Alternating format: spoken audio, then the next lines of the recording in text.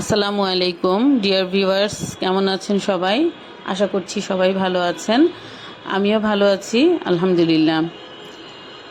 লিবাস ক্রিয়েটিভিটিতে আবারও চলে এলাম আপনাদের সামনে একটি নতুন ভিডিও নিয়ে। আজকে আমি শেয়ার করব আপনাদের সঙ্গে মেলার একটি বিষয় নিয়ে। ছোটোবেলা থেকে তো আমরা সবাই মেলা পছন্দ করি। ছোটোবেলায় মেলা হয়েছে, কোথাও মেলা হচ্ছে এমন শুনলে মাকে অবশ্যই আবদারের সাথে বলতাম যে নিয়ে যাওয়ার জন্য। তো আমার মা হয়তো ছোটোবেলায় যেতেন না, বাবার সঙ্গেই যাওয়া হয়েছে বেশি। তো যাই হোক, এখনও বড় হয়ে গিয়েছি, আমার ছেলেরাও বড় হয়েছে, এরপরেও মেলা আসলেও ভালো লাগে।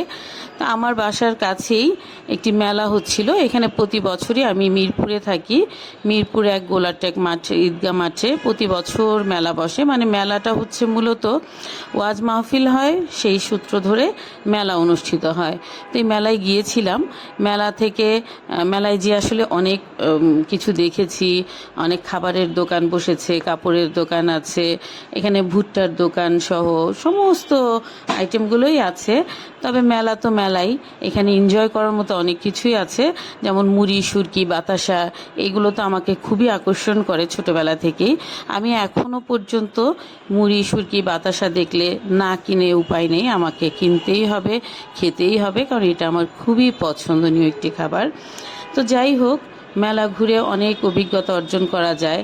আমার ছেলেদেরকেও নিয়ে গিয়েছিলাম, আমার ছেলেরাও ঘুরেছে, এনজয় করে। যদিও বাসার একদমই কাছে, 3 মিনিটের রাস্তা আমার বাসা থেকে।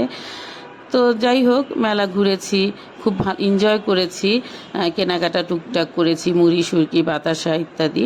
ভুট্টোর দোকান দেখে আরও ভালো লাগলো। ভুট্টা যেগুলো আছে সেগুলো হচ্ছে ওনারাই ভেজে ভেজে গরম করে কয়লা দিয়ে পুড়িয়ে পুড়িয়ে দিচ্ছিল। তো এটা আসলে অনেক সুস্বাদু লাগে খেতে, গরম গরম ভুট্টা। তো সব মিলিয়ে মেলাটাকে এনজয় করার মতো ছিল এবং এনজয় করেছি। সাথে ওয়াজ মাহফিলও এনজয় করেছি।